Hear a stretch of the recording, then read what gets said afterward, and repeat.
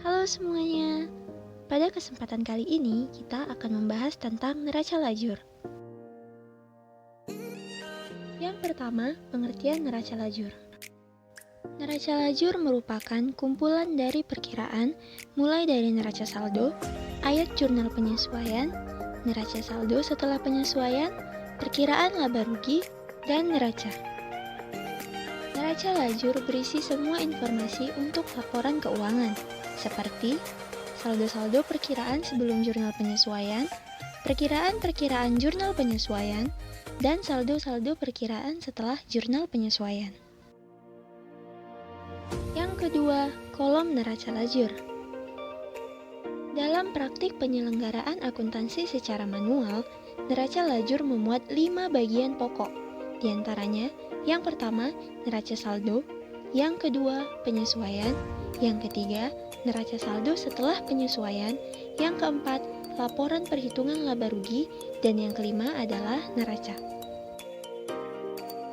Kolom neraca saldo diisi sesuai dengan yang ada pada neraca saldo setelah buku besar. Pada kolom ayat jurnal penyesuaian diisi serupa pula dengan ayat jurnal penyesuaian menurut perkiraan-perkiraan. Kolom neraca saldo setelah penyesuaian diisi dengan melihat dari neraca saldo dan ayat jurnal penyesuaian. Jika ada perbedaan sisi antara kedua kolom neraca saldo dan ayat jurnal penyesuaian, maka nominal akan dikurangi. Tetapi jika sisi antara kedua kolom, maka nominal akan dijumlah. Jika dalam perkiraan tidak ada penyesuaian, maka langsung ditulis saja nominal yang tertera pada neraca saldo setelah penyusutan. Kedua sisi pada setiap kolom dijumlahkan dan harus sama antara sisi debit dan sisi kreditnya.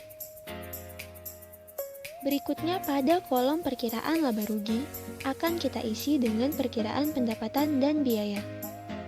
Sedangkan pada kolom neraca akan diisi dengan perkiraan aktiva, hutang, modal, dan prive.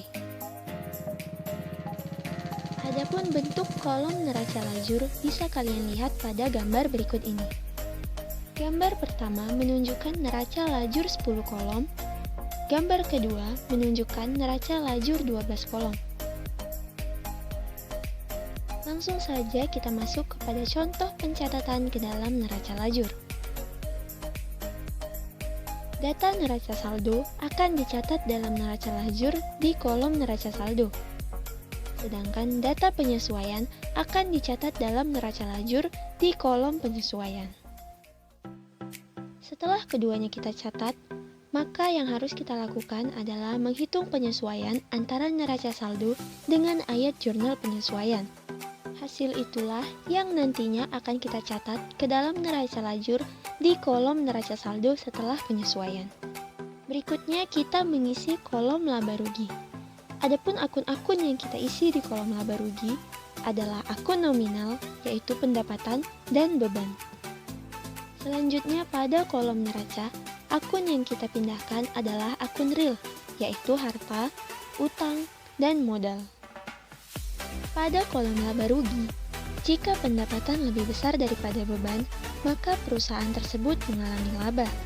Sedangkan jika beban lebih besar daripada pendapatan, maka perusahaan tersebut mengalami rugi. Baik teman-teman, demikianlah pembelajaran kita tentang neraca lajur. Saya akhiri. Assalamualaikum warahmatullahi wabarakatuh.